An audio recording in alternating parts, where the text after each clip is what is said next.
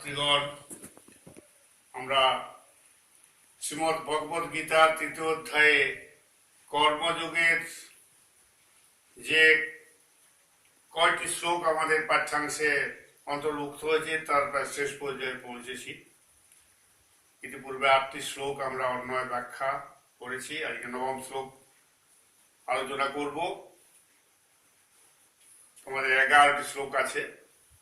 সম্ভবত এটার উপরে আর একদিন কি দুদিন ক্লাস নেব। তারপরেই তোমাদের আরেকটি পদ্যাংশ আছে, গঙ্গা স্তোত্রম, শ্রীমৎ শঙ্করাচার্য বিরচিত। সেটা আলোচনা করার আগে আমার এক কৃতি ছাত্র বারবার ধরে অনুরোধ করছেন, স্যার সমাজটা একটু আলোচনা করবেন, আর একটু ব্যাকরণের আলোচনা তোমাদেরও দরকার। এটার পরেই সমাজ সম্পর্কে আলোচনা করব। যাই হোক, আজকে আমাদের যেটা আলোচ্য বিষয় সেটা হচ্ছে শ্রীমদ্ ভগবদ গীতার ৩য় অধ্যায়ে কর্মযোগের অন্তর্ভুক্ত যে কয়েকটি শ্লোক আছে তার মধ্যে বিশেষ একটি শ্লোক। আমরা এর আগে ঠিক আগের শ্লোকটিতে দেখেছি ভগবান শ্রীকৃষ্ণ অর্জুনকে বোঝাবার চেষ্টা করছেন যে শ্রেষ্ঠ ব্যক্তি সমাজে যেরকম যেরকম আচরণ করে থাকেন অন্যান্য ব্যক্তিগণ ইতর এই জনা তারা সেই শ্রেষ্ঠ ব্যক্তিকে অনুসরণ করে থাকেন। তিনি উদাহরণ দিয়েছেন জনকাদি ঋষিগণ, অশ্বপতি জনকাদি ঋষি, তারাও ওই সাংখ্যবাদী দার্শনিক তত্ত্বে বিশ্বাসী হয়েও জ্ঞানমার্গী হয়েও তারা কর্ম করেছেন। এবং এই জ্ঞানমার্গীগণ যারা আছেন, যারা এইভাবে কর্মযোগকে প্রাধান্য দেন, কর্মযোগ বাদ দিয়ে নয়, জ্ঞান মার্গ এবং কর্মযোগকে একসাথে তারা প্রয়োজন মনে করেন। জ্ঞানের পরেও কর্ম দরকার, অর্থাৎ পরম্পর প্রাপ্তির পরেও কর্মযোগ দরকার। সেই সব ব্যক্তি যারা শ্রেষ্ঠ ব্যক্তি, তারা যেমন আচরণ করেন, তাদের নিজের প্রয়োজনে কর্ম প্রয়োজন নাও হতে পারে, কিন্তু তারা সমাজের ইতর ব্যক্তি, অন্যান্য ব্যক্তিদের কল্যাণের জন্য, জনহিত কর্মের জন্য কাজ করে থাকেন। তারা যে আদর্শ স্থাপন করেন, অর্থাৎ বেদ বিধি বিধান, তারা যে আদর্শ স্থাপন করেন, অন্যান্য ব্যক্তিগণ সেই আদর্শই অনুকরণ করেন। ভগবান শ্রীকৃষ্ণ অর্জুনকে বলেছেন। এখানে এই শ্লোকটির মধ্যে তিনি কি বলছেন দেখো, বলছে ন মে পার্থাস্তি কর্তব্যং ত্রিষু লোকেষু কিঞ্চন নানবাপ্তমবাপ্তব্যম বর্তয়েব চ কর্মণি। আমি আবার বলি, ন মে পার্থাস্তি কর্তব্যং ত্রিষু লোকেষু কিঞ্চন নানবাপ্তমবাপ্তব্যম বর্তয়েব চ কর্মণি। কি বলতে চাইছেন? অন্বয়মুখী ব্যাখ্যা, বঙ্গানুবাদ। হে পার্থ, হে পার্থ, ত্রিষু লোকেষু, ত্রিষু লোকেষু মে কিঞ্চন কর্তব্যং নাস্তি। হে পার্থ, ত্রিষু লোকেষু মে কিঞ্চন কর্তব্যং নাস্তি। অবাপ্তব্যং অনবাপ্তং অনবাপ্তং অবাপ্তব্যং ন অনবাপ্তং অবাপ্তব্যং ন বর্তয়েব চ কর্মণি। অর্থাৎ কি বলতে চাইছেন ভগবান শ্রীকৃষ্ণ, যে পার্থ অর্জুন, এই যে ত্রিলোক, স্বর্গ মর্ত্য পাতাল, ভূলোক দুলোক গোলোক, বলা যায় ভূর ভুবর স্বঃ, স্বর্গ মর্ত্য পাতাল, এই ত্রিলোকে আমার আর কোনো কর্তব্য নেই। তা সত্ত্বেও কোনো কর্তব্য নেই। ন অস্তি কিঞ্চন কর্তব্য, ন অস্তি কোনো কর্তব্য নেই আমার। ন অনাভক্তম, অলব্ধ বস্তু কিছু পাওয়ার বা লভ্য বস্তু পাওয়ার কোনো আকাঙ্ক্ষাও নেই, আশাও নেই, তথাপি আমি কাজ করে যাচ্ছি, কর্মে আমি রত আছি, কর্মব্যাপ্ত আছি। কর্মণি বর্ত এব চ কর্মণি, তথাপি কর্মব্যাপ্ত আছি। অর্থাৎ আমরা কি জানি যে বিশ্ব সংসারে আমাদের যে চরাচর অখিল ব্রহ্মাণ্ড বিশ্ব, সৃষ্টি স্থিতি প্রলয়, তার তিনজনের তিনটি অধিদেবতা আছেন। সৃষ্টিকর্তা প্রজাপতি ব্রহ্মা, তিনি এই বিশ্ব চরাচর অখিল বিশ্ব সৃষ্টি করেছেন, সৃষ্টিকর্তা। পালনকর্তা ভগবান বিষ্ণু, তিনি এই বিশ্ব অখিল ব্রহ্মাণ্ড পালন করে থাকেন।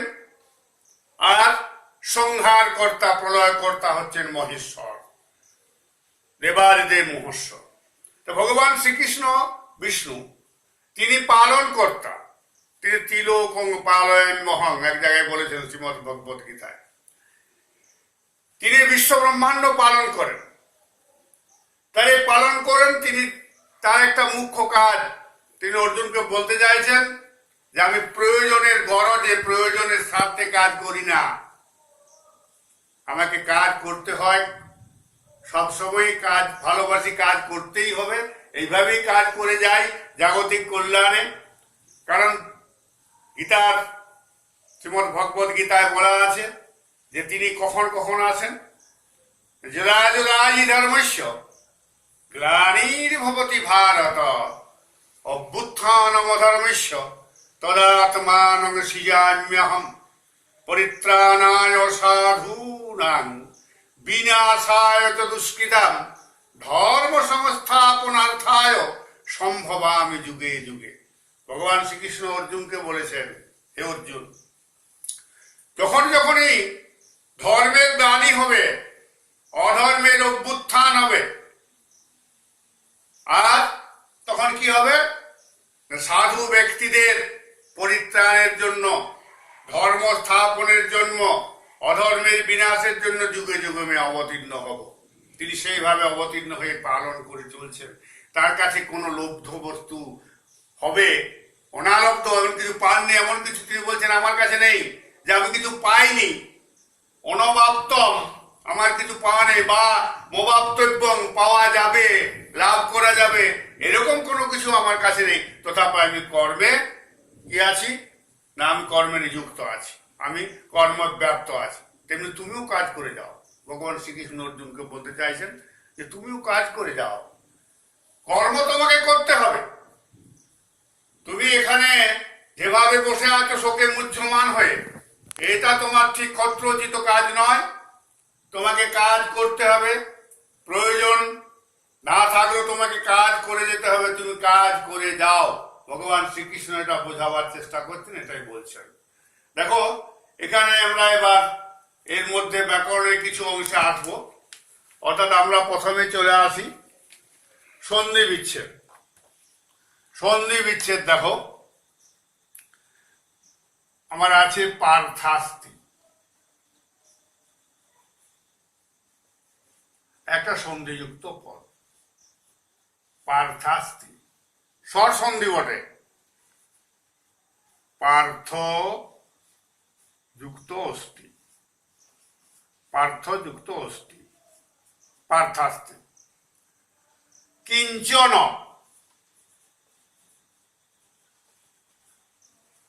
ব্যঞ্জন সন্ধি, কিম যুক্ত চন, কিঞ্চন। আর নানবাপ্তম,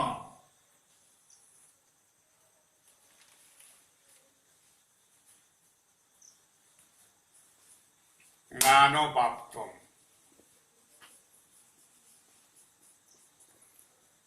নানবাপ্তম, ন যুক্ত অনবাপ্তম,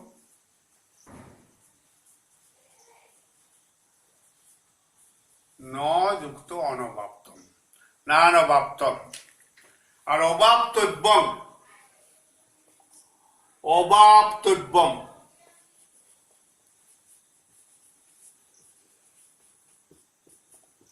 অব যুক্ত আপ্তব্য, অবাপ্তব্যম, অবযুক্ত আপ্তব্যম।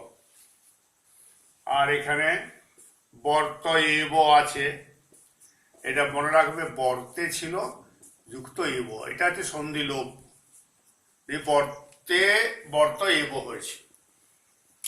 তাহলে এখানে আমার কি দাঁড়ালো না, পার্থাস্তি পার্থযুক্ত অস্তি। এই যে পার্থ ওকারে ওকারে আকার, আকারটা মাত্রা আকার এখানে যোগ করেছে। আর কিম যুক্ত চন সমান হচ্ছে কিঞ্চন, কিঞ্চন কোনো কিছু। আর না নবাপ্তম, ন যুক্ত অনবাপ্তম, ন যুক্ত অনবাপ্তম অলব্ধ। ভগবান শ্রীকৃষ্ণ বলছেন আমার অলব্ধ যদি কিছু বস্তু থাকে সেটাও নাই, অলব্ধ মানে পাইনি এমন কিছু নেই। আর অবযুক্ত আপ্তব্যং অবাপ্তব্য, পাওয়া যাবে, লাভ করা যাবে এমন একটা ব্যাপার। আর বর্তে যুক্ত এব করে বর্তে, এটা হলো আমার সন্ধিযুক্ত পদগুলো। এবার দেখো প্রকৃতি প্রত্যয়, ডেরিভেশন। ডেরিভেশন অর্থাৎ উৎপত্তি, সংস্কৃতে এটা গুরুত্ব অত্যধিক যে আমার এই শব্দগুলো কি করে এলো। দেখো এখানে আছে আমার কর্তব্যং,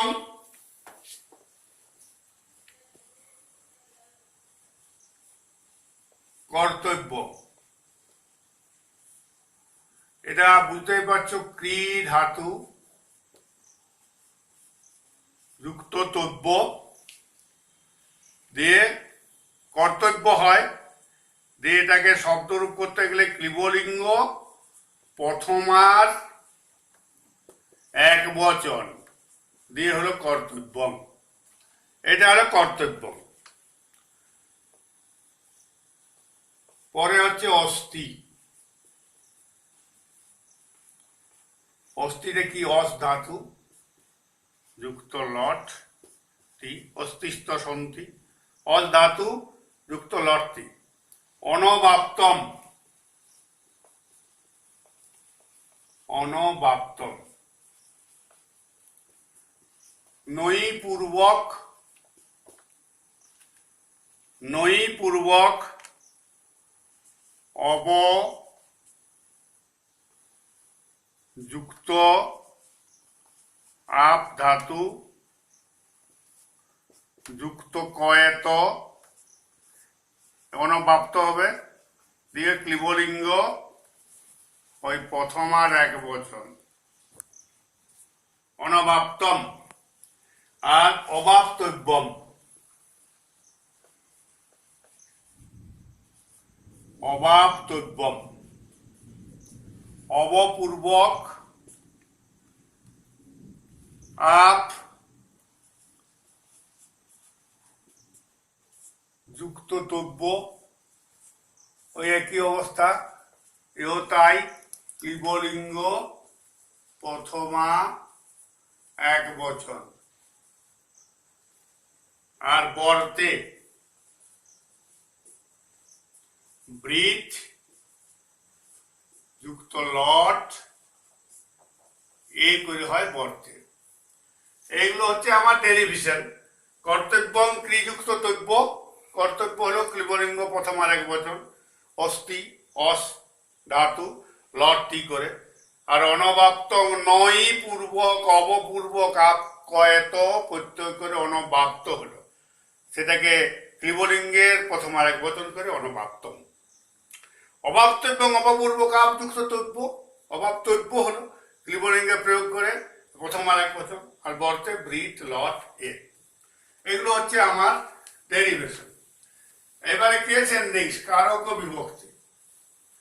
কারক ও বিভক্তি দেখো এখানে কারক ও বিভক্তি অত্যন্ত সহজ। আমার এখানে আছে পার্থ, সম্বোধনের প্রথমা, সম্বোধনের প্রথমা বিভক্তি, হে পার্থ সম্বোধনের প্রথমা বিভক্তি। ত্রিশু আর লোকেশু, এই যে লোকেশু আর ত্রিশু, এই লোকেশুটা কি জায়গা বোঝাতে স্থানাধিকরণ, তাহলে অধিকরণে সপ্তমী, আর ত্রিশুটাও একই, অধিকরণ সপ্তমী। মানে কি না, লোকেশু পদের এটা বিশেষণ, বিশেষণ, তাই অধিকরণে সপ্তমী হয়েছে, অধিকরণে সপ্তমী। ত্রিশু লোকেশু কিঞ্চন, তাই অধিকরণে সপ্তমী। আর এই যে মে আছে, ন মে, এটা হচ্ছে কৃত যোগে কর্তরি ষষ্ঠী, কৃত যোগে কর্তরি ষষ্ঠী বিভক্তি, এটা হচ্ছে বে।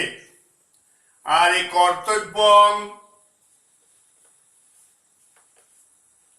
একটা অনবাপ্তম,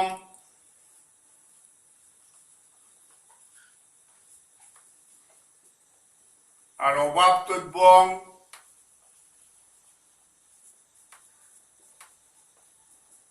এগুলো সব ক্লিবলিঙ্গ আছে। এগুলা হচ্ছে প্রাতিপদিকার্থে প্রথমা, প্রাতিপদিকার্থে প্রথমা, প্রথমা, প্রাতিপদিকার্থে প্রথমা। আর যেটা আছে কর্মণি, এটাও অধিকরণের সপ্তমী, এটাও অধিকরণের সপ্তমী, অধিকরণ সপ্তমী। এগুলো হলো আমার কেসের নিস কারক বিভক্তি। পার্থ, নমে পার্থার্থে, হে পার্থ, অর্থাৎ সম্বোধনে প্রথমা। আর লোকেশু আর ত্রিশু, লোকেশু হচ্ছে স্থানাধিকরণ, কুত্র না লোকেশু, কোন লোক না ত্রিশু লোকেশু, তা ত্রিশুটা হচ্ছে কি লোকেশুর বিশেষণ।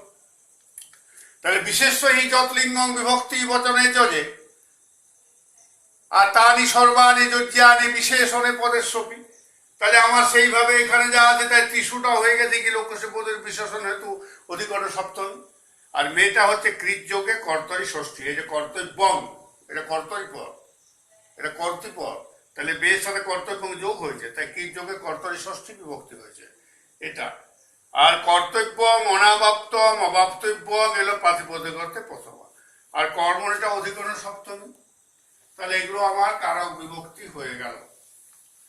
আর অনাবাপ্তম একটা সমাজবদ্ধ পদ আছে, অনাবাপ্তম, এটা লিখছি না, ন বাপ্তম, অনাবাপ্তম, ন বাপ্তম, অনাবাপ্তম, নং তৎপুরুষ, নং তৎপুরুষ।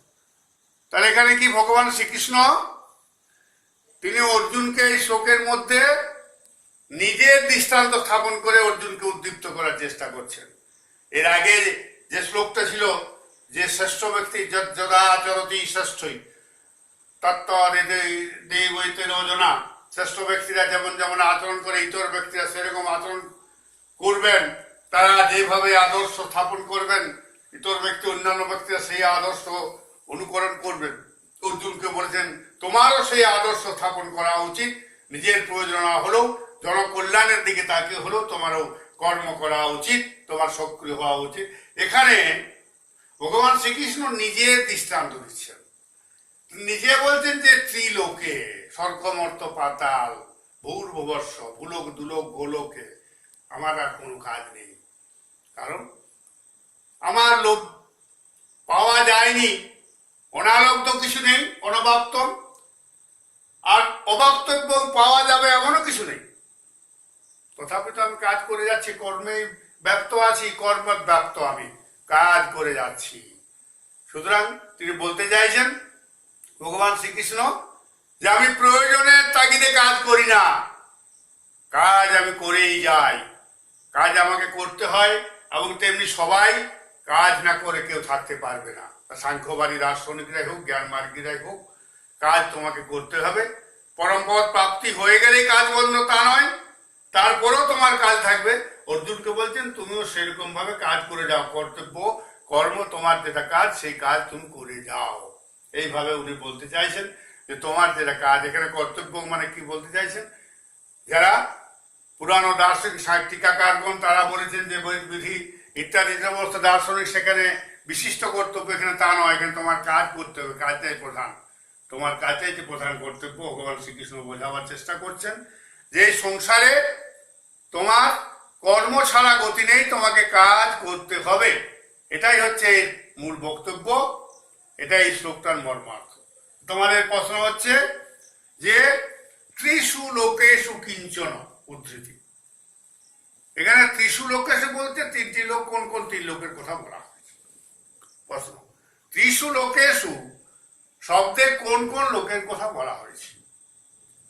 নাম্বার 2, নান বাপ্তম অবাপ্তব্যং,